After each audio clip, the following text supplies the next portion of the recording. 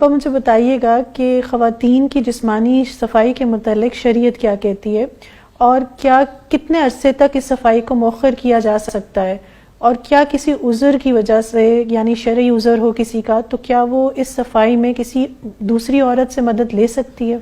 اصل بات یہ ہے کہ کچھ چیزیں فطرت کا حصہ ہیں، اور ان چیزوں میں جو عورت کے لیے معاملات ہیں، ناخن کاٹنا، اپنے بغل کے بال لینا اور زیر ناف بال صاف کرنا، یہ طہارت کا حصہ ہے. ٹھیک ہے، بغل کے بال یا زیر ناف بال یا ناخن کاٹنا، ان کو ویسے تو بہتر ہے جتنی جلدی آپ ان کو صاف کر لیں تو اچھا ہے. بعض لوگوں کی عادت ہوتی ہے وہ ہر ہفتے اپنے ناخن کاٹتے ہیں، ہاں، یا ہر غسل کے ساتھ صفائی کر لیتے ہیں.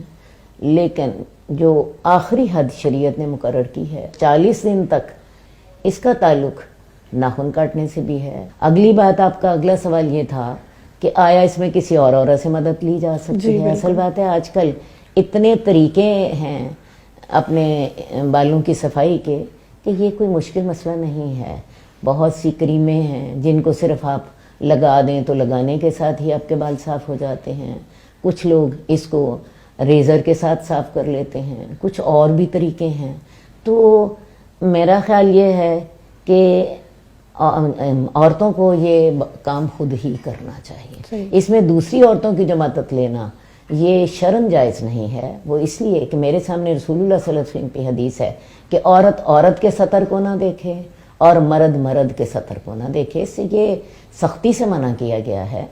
ہمارے ہاں آج کل جب سے بیوٹی پارلر کھلے ہیں، یہ عام رواج ہو گیا ہے کہ عورتیں سارے جسم کی ویکسنگ کراتی ہیں، اور ویکسنگ کرانے کے ساتھ وہ اپنے بالوں کی صفائی کراتی ہیں، اور انہی کے ساتھ ہی وہ انڈر لیگ اور انڈر آرم کی صفائی بھی کرا رہی ہوتی ہیں بغیر کسی عذر کے.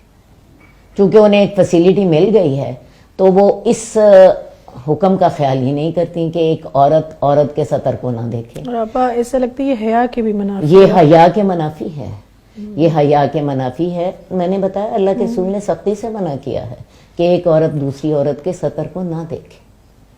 ٹھیک ہے، تو لہٰذا مجھے سمجھ یہی آتی ہے کہ یہ عورتوں کو کام خود ہی کرنا چاہیے. اور یہ جو بیوٹی پارلرز نے کام شروع کیا ہے، اس میں یہ حیا کے منافی کام ہے. عورتیں یہ کام خود کریں. ہاں، یہ بات علیحدہ ہے کہ کوئی ایکسیپشنل صورت پیش آ گئی ہے، کوئی عورت جی کسی وجہ سے اپنے یہ صفائی نہیں کر سکتی، یا اس کو کوئی ایسے وہاں پہ پھوڑے پھنسیاں نکل آئے ہیں، یا کوئی وہاں پہ آپریشن کرنا پڑ گیا ہے، کوئی سرجری کی ضرورت ہے، وہاں پہ تو معاملات فرق ہوں گے. لیکن عام زندگی میں یہ کام عورت کو خود ہی کرنا ہے. یا آپ ایسے بھی ہو سکتا ہے اس کے ہاتھوں میں، مطلب خود نہیں کر سکتی، اس کے ہاتھوں میں کوئی ایشو آ گیا ہے تو وہ ایکسیپشنل کیس ہے، وہ کوئی ایک عام اصول نہیں ہے.